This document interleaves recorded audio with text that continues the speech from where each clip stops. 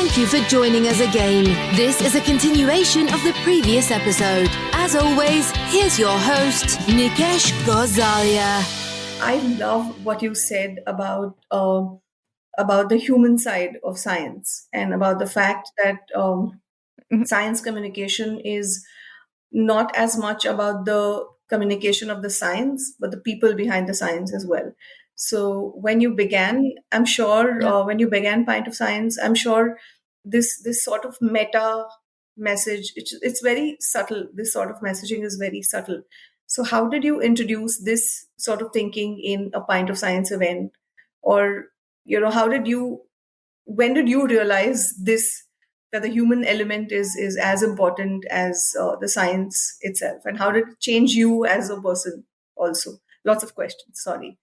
Yes, so I think I realized the first Pint of Science festival in France, where people sat with an astrophysicist for an hour and a half after the talk, asking crazy questions about what is exactly what I told you. What studies did he do? Did he always wanted to study cosmos and to be an astrophysicist? What is his typical day? And I realized, okay, they don't want to leave the room. We were like, okay, it's quite late. Do you want to go? And they were like, no, we are good. We stay as soon as it's okay to stay. And they were asking tons of questions.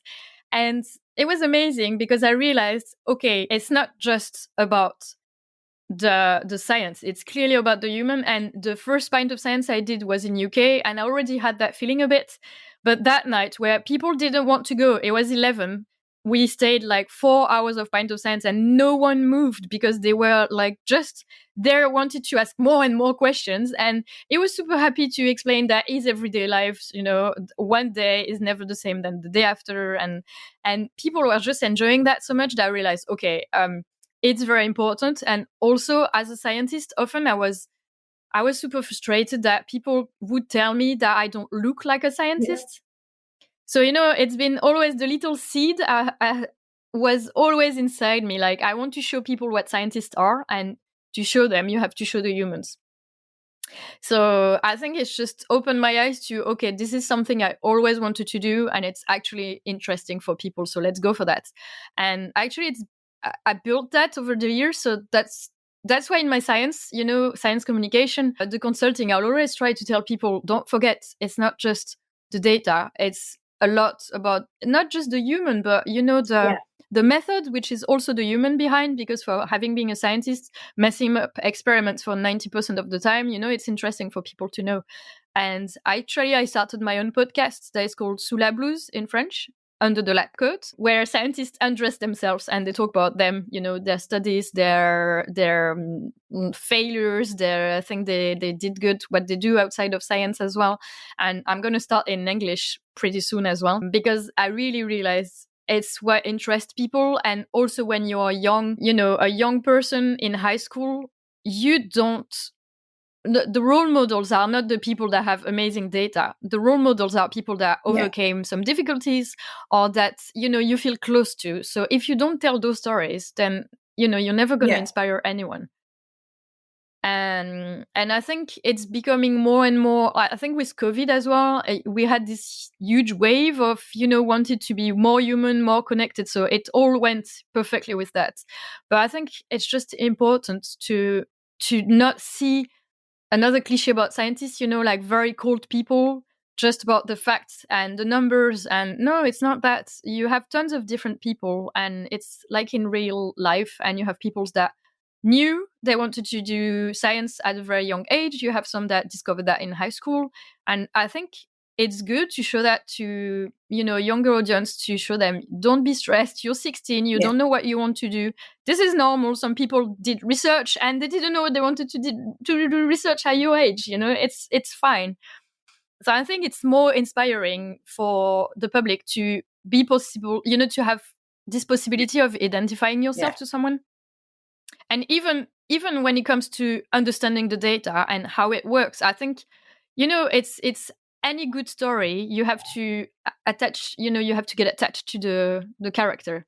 And that's it. So I think it's a way as well to understand, how science is done and science in general. If you show, the Nobel Prizes, it would be good to have stories about how they they ended up being there, like it would be nice to just having usually old white dudes, Yeah.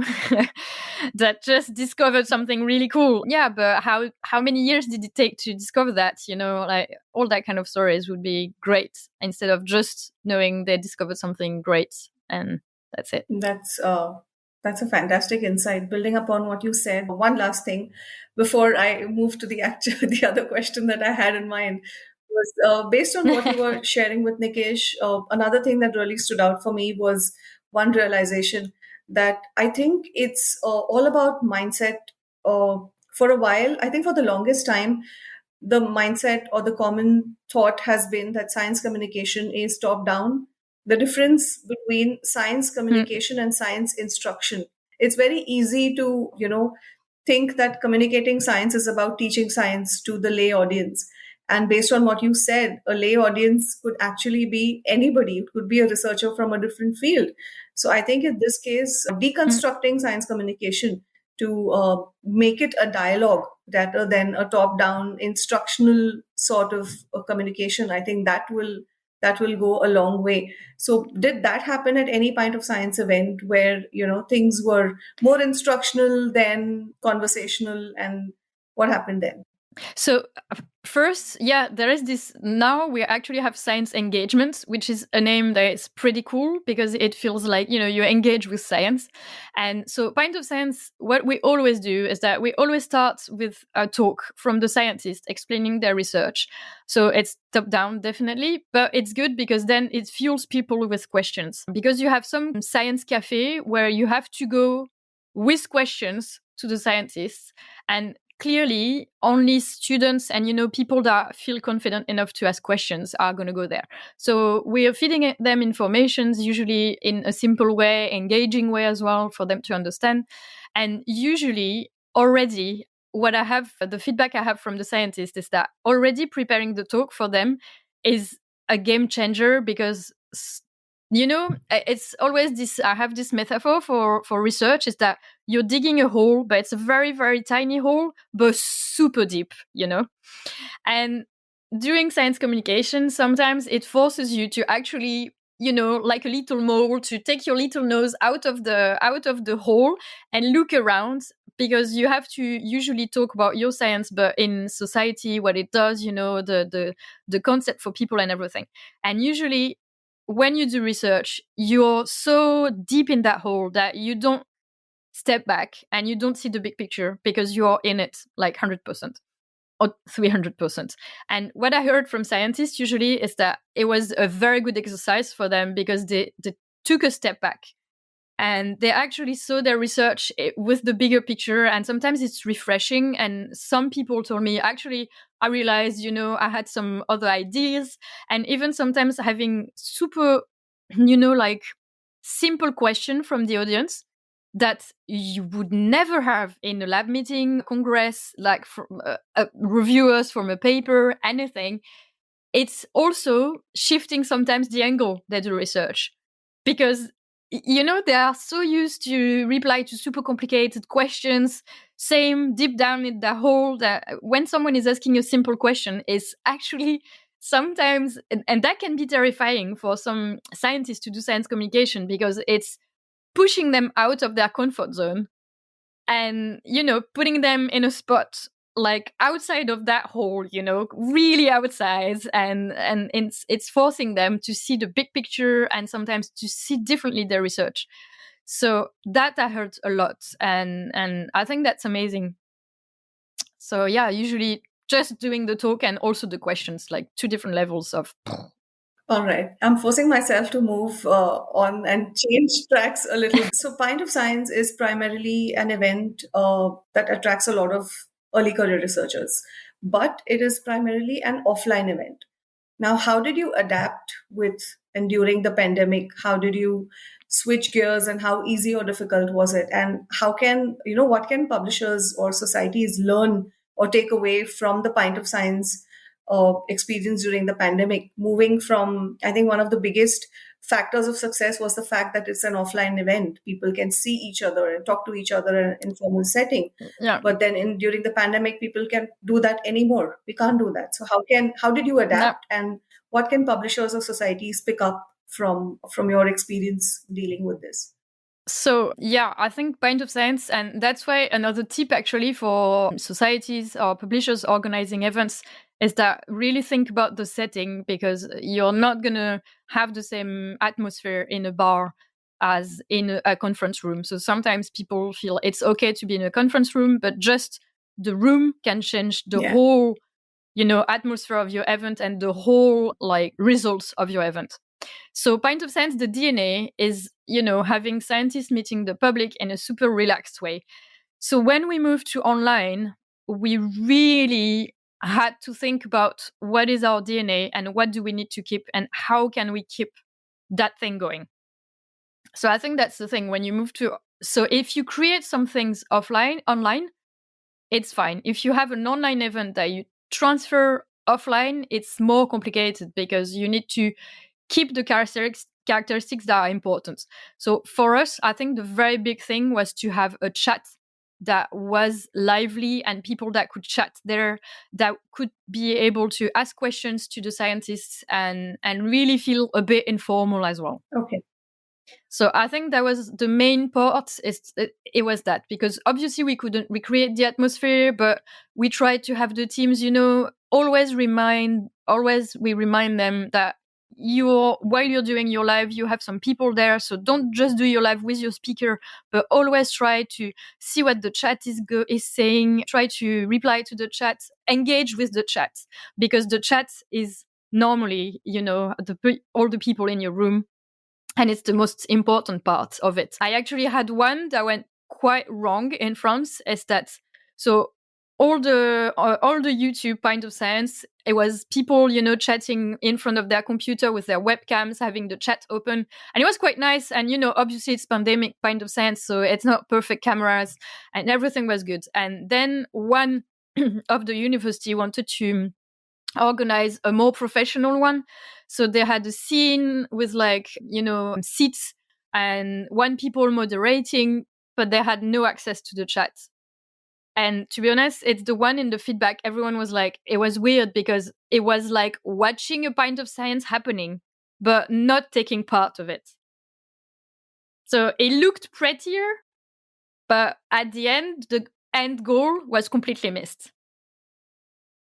So that's the advice I would give, is to think, if you're transferring offline to online, is to try to keep your end goal as much as you can. So for us, it's the chat, is the livelihood, it's being nice, informality. So we kept the tone, trying to be informal. When I did the first live, so in French, we say either tu or vous, we have two different ways of saying you.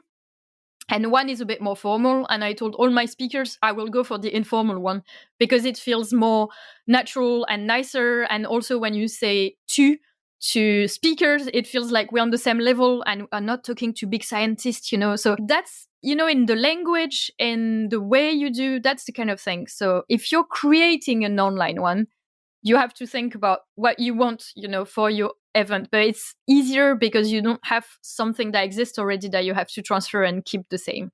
But obviously for Pint of Science, I'm not going to say online was amazing. It was nice. It was a good way, to do something. But our DNA, it's definitely not being online. Right. So I think the takeaway here is don't just think about logistics of moving an event offline to online, but I think the key here is engagement.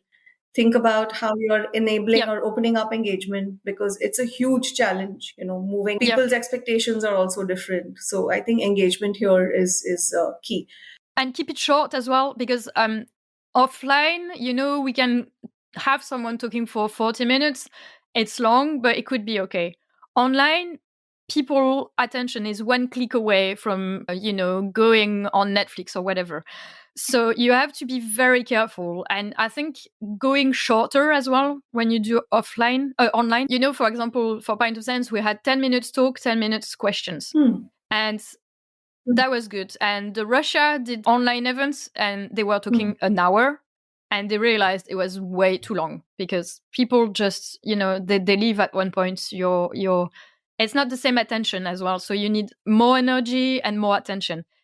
But yeah, when you move, you have to think about the logistics. When you think about what platform as well, you have to keep in mind the engagement. YouTube is really good, for example, because you can have a chat. If you move to your own platform, make sure you can have a chat as well.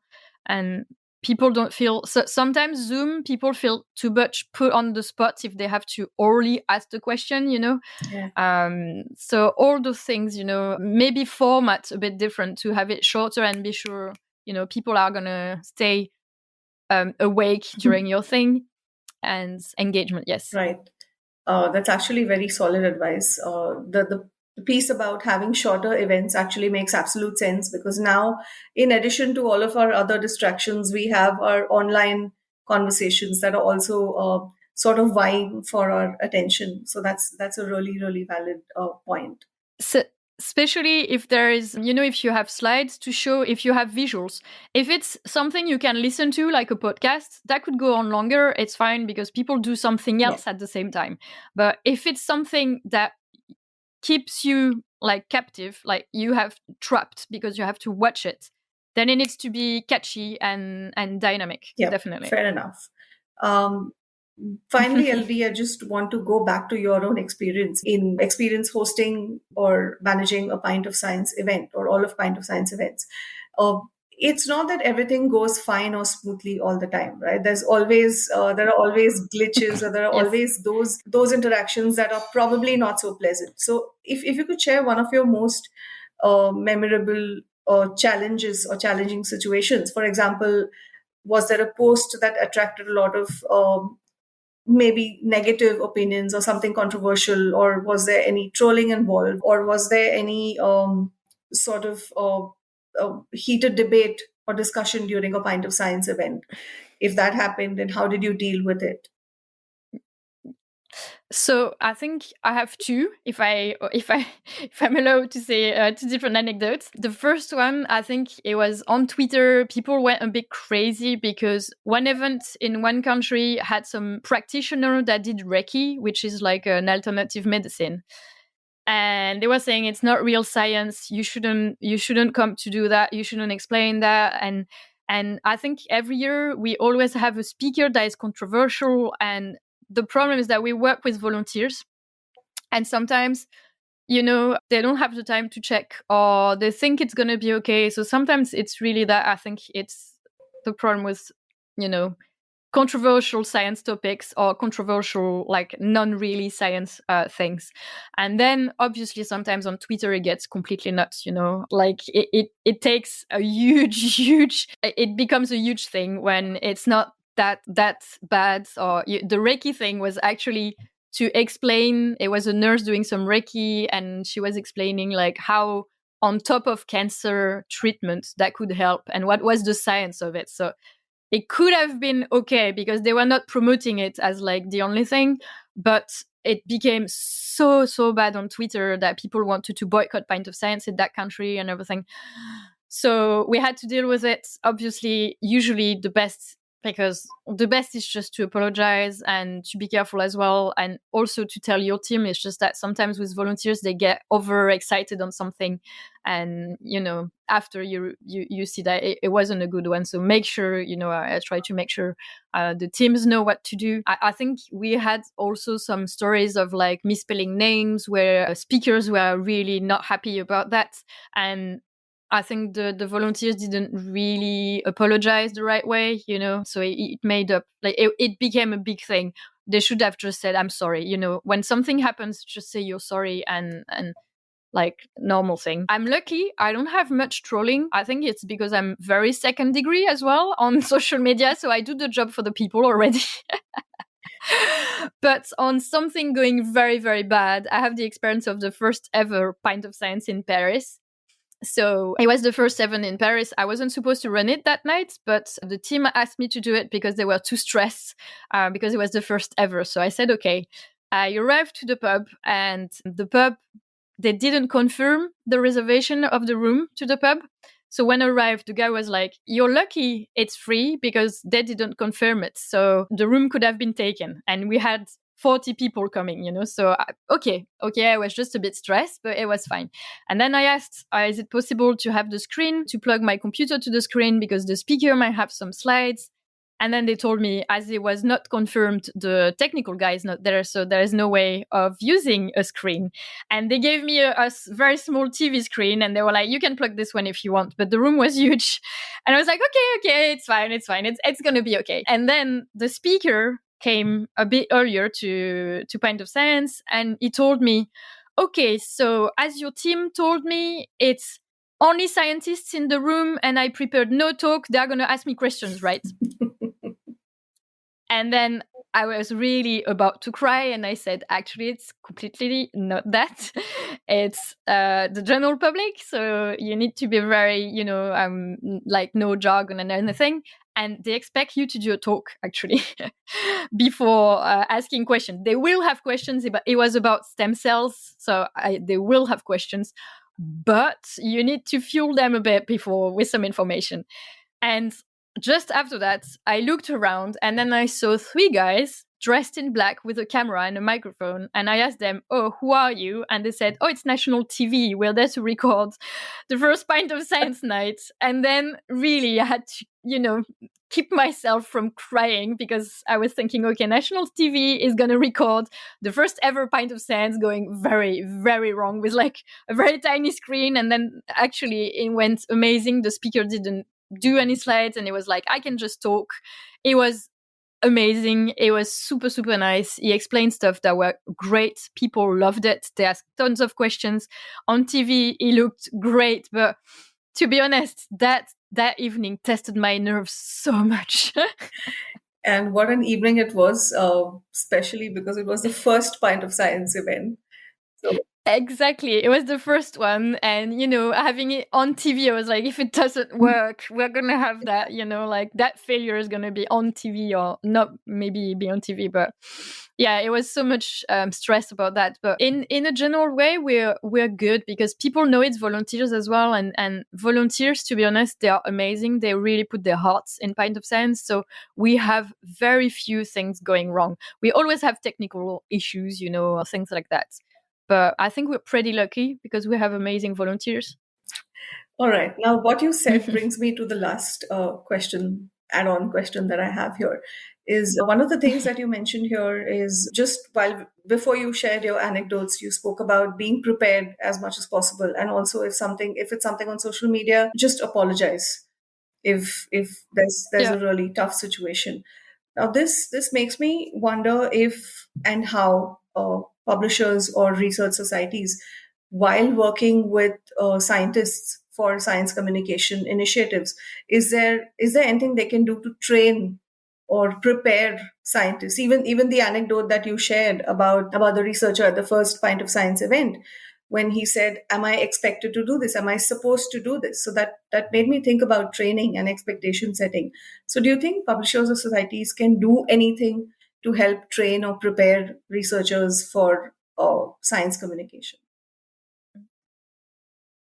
Yeah, definitely. So there are more and more programs now for science communication for PhD students, but there is a gap. Basically, as soon as you have your PhD, some programs are helping postdocs as well. But when you're, after, in the more senior years, there is not necessarily something. And the problem at the moment, I think, is that there is a lot of pressure on scientists to communicate on social media, to do science communication. Lots of grants are asking money. Asking science communication to give money. So now scientists are a bit stressed. So I think definitely training. I do lots. I think one of the training I give the most is do Twitter, how to have a proper account on Twitter, how to share papers on Twitter as well. That's something that would benefit the publishers and the scientist, because if you want to reach general public and you're just sharing the link of your paper with the title that is not understandable for most of the people, it's not going to help. So that kind of trainings, and also sometimes, having a place where researcher can know where to go if they want to do science communication, because that's, I think, a thing I've seen the most, is that they want to do some, but they don't know where to go. So maybe societies definitely could have, a page of science communication initiative that scientists could reach to do some science communication. Also, some tips and publishers as well. It could be really good to help scientists once the paper is there to, share it and have either trainings or even tips, pages with tips on how to do that. That would be already really cool, because I think the problem is that there is a lot of pressure on scientists now to do science communication, but they don't always know where to go on or how to do. So I think it would relieve them from so much pressure to already, tell them this is possible, you could do that. And it's like that timing of the year, you can do that. It's that much is wanted from you. And also some tips, trainings, online trainings or offline trainings. That's actually very sound advice. That brings me to the end of questions that I had. Elodie, I just want to say you have a beautiful mind. I love the way you introduce so many metaphors, and especially the part where you said that, for a scientist, what you tell them is you're actually digging a hole, but it's a very tiny hole, but it's really deep. Yeah. And how that sort of micro thinking or close-mindedness tends to set in without even without it being intentional. I think that was eye-opening for me. Yep. You said a lot of other things as well, similar to this. I think it's amazing how you use all of these metaphors to connect science and life. And I think you're one of the most passionate people, passionate about science communication. You're one of the most passionate people I've spoken to. And I think that's absolutely inspiring. I could see Nikesh bubbling with a lot of thoughts while we were discussing. So I'm going to hand over to Nikesh for his final comments and then to close this conversation. Thank you so much, Elodie. You're welcome. Thank you. Thank you. Thank you, Jayashree. And thank you, Elodie, for all the tips that are so practical, that are so easy to follow. And the best part is it's based on your experience. Two takeaways that will stay with me. One of them is science communication is not about just simplifying the message. It's about making it a part of, your way of life. It could be through events, that are run in a coffee shop or, over a pint or just, at a tube station. But just how do you make that a way of life so that more and more people can talk about it and not have this huge thing in their mind that, like you mentioned, scientists are those nerds, those geeky guys, who can, when they are 5-year-old, they know everything that's happening in the world. So that's one definite key takeaway. And the other was it's okay, try things out on social media channels. It's take constructive feedback, seek feedback, adapt, and try again. I think because of such rich experiences that you've had, you just sound so comfortable sharing anything around science communication. And I think that's such a useful tip for everyone and all our listeners. A lot of times there is so much procrastination, so much of fear, so much of worry in our minds, and we want to get everything right. But I think, the tip of just, it's okay, was so fascinating that I found it extremely motivating. Thank you. Yeah, just try out. And if it doesn't work, it's a bit like research. You do an experiment and then you adapt your experiment. It's the same thing. Try. And if it doesn't work, well, adapt it and change it until it works fine for you. Exactly. Absolutely. So thank you. Thank you so much, Elodie, once again. This was fascinating. And like Jayashree, unfortunately, I think, 1 hour just doesn't do justice to the fact that, you've got so much of valuable insights, but I'm sure we are going to talk more often in the future. Thank you everyone for joining us. You can subscribe to this podcast on all major podcast platforms. Stay tuned for our next episode. All Things SciComm is brought to you by Science Talks, a science media channel that aims to make science accessible to all. We publish articles, videos, podcasts, and magazines. To read a transcript of this episode or watch it on YouTube, visit sciencetalks.org. Also, write to us with your views, questions, and guest recommendations at contact@sciencetalks.org. Science Talks, bringing science to you.